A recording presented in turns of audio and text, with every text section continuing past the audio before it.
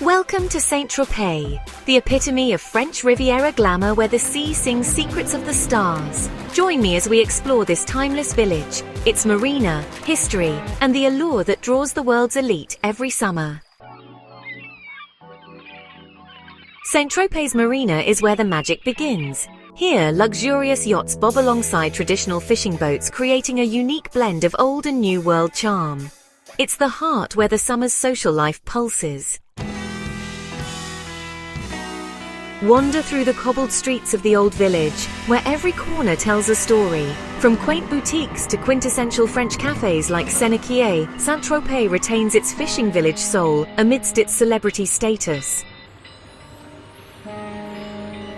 Once a humble fishing village, St Tropez's rise to fame began with Brigitte Bardot's film and God Created Woman.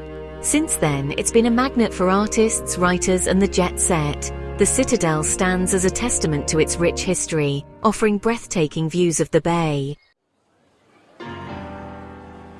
Summer in St Tropez is synonymous with celebrity sightings. From Leonardo DiCaprio's charity galas to Kate Moss's yacht to jetty style, this village is where the stars come to play, relax, or simply escape in luxury.